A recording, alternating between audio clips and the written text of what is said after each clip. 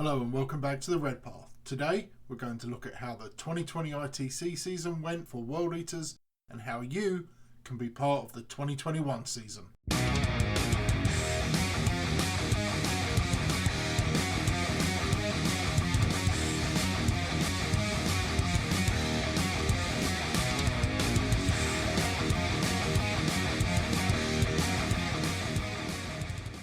So 2020 has been and gone, and even though its gluttonous tendrils are still writhing, for many parts of the world there is at least a light at the end of the tunnel.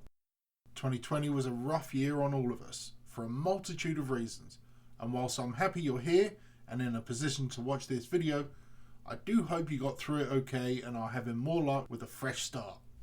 Personally, I barely got any games in the last 12 months. I went to my first tournaments right at the start of last year, just local RTTs, but my intention was to get several smaller tournaments under my belt, hit up a couple of GTs, maybe a major, and then head down to Las Vegas for the LVO at the start of February. None of that happened beyond one more small RTT in September time. In fact, beyond that tournament I've had maybe 3 in-person games of 40k since 9th edition dropped. I am seriously jonesing for some games and I'm crossing my fingers I can get some action in this year. I'm eyeing up the Atlantic City Open in June, pandemic dependent, and I'm crossing my fingers we can have some more events later this year here in Southern Ohio. But before I talk too much about the upcoming season, I want to give a little bit of a rundown of 2020 as it pertains to World Eaters in particular. There's a great website called 40kstats.com run by the statistics guru and presumably the kid in school who the teacher would always ask to correctly hook up the VCR or DVD player for a Bill Nye session, Peter the Falcon Colissimo.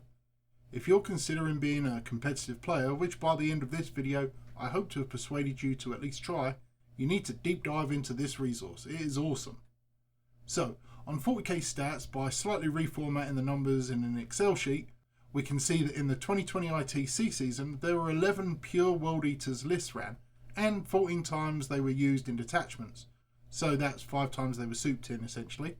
In addition, they only have a 38.18% win ratio and they're sitting in 107th position of 134 sub-factions. Now, 40k stats seems to only count GT and larger events, so any RTTs are not factored in as best I can tell. So overall, we're not doing too great, but that's not an issue. Skulls are being claimed, so Corner's well pleased. Nevertheless, I think we as a group of players should bump this number up in 2021, regardless of whether we get a codex or not, and show the rest of the 40k world what we can do. Another competitive resource we have is the BCP or Best Coast Pairings website.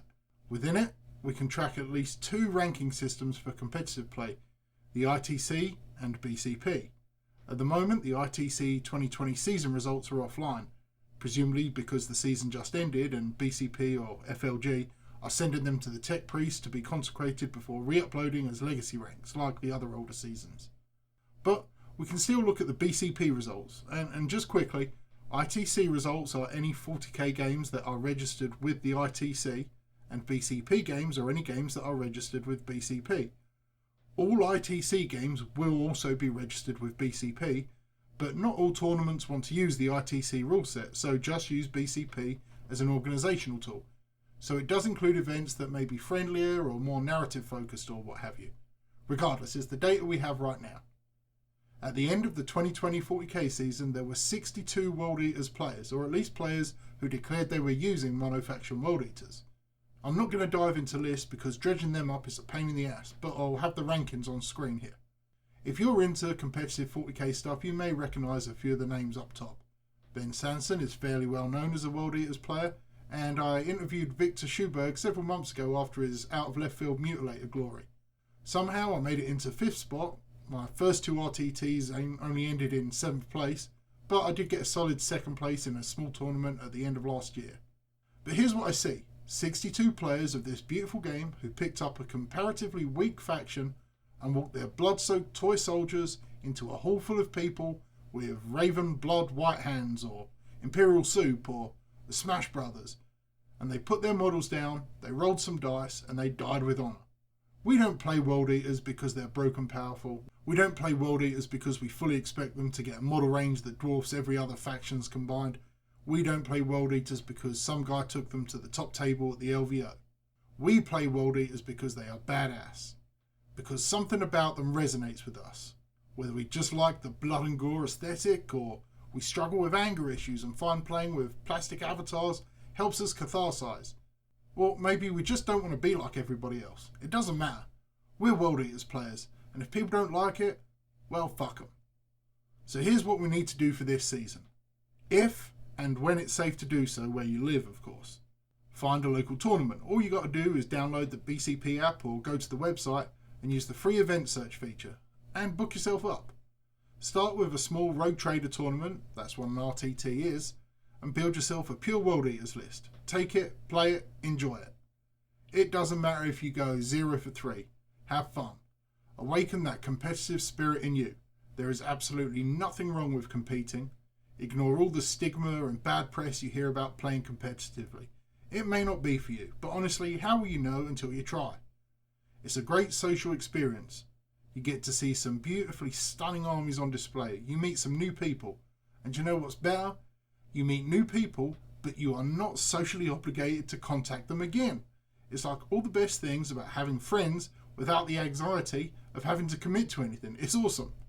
But seriously, there's so much more to playing in a tournament than just laser beam focus and serious face people doing serious face business.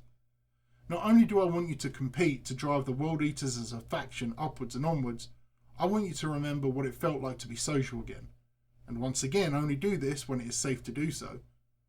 2020 has kicked our asses, and we've lost time we'll never get back. But when we can, we need to make the most of what we can get and enjoy things. I honestly think getting out there and putting your badass berserkers on the table in a local tournament, or hell, even a super major, could put a smile on your face if you've been struggling these last few months. At the end of this season, if the world allows us, we will be able to look back in a year's time and see a much longer list of warriors who have pledged service to the Skull Throne. Whoever ends this season as the #1 World Eaters player will earn the Bloody Hand, the highest honour any World Eater can earn, and the only one that matters. The medals and oaths of other chapters and warbands are weak tokens of failure. The Bloody Hand marks you for life, as someone who gets shit done. If this channel carries on growing, I'll probably even try and get an actual physical trophy made of a bloody handprint.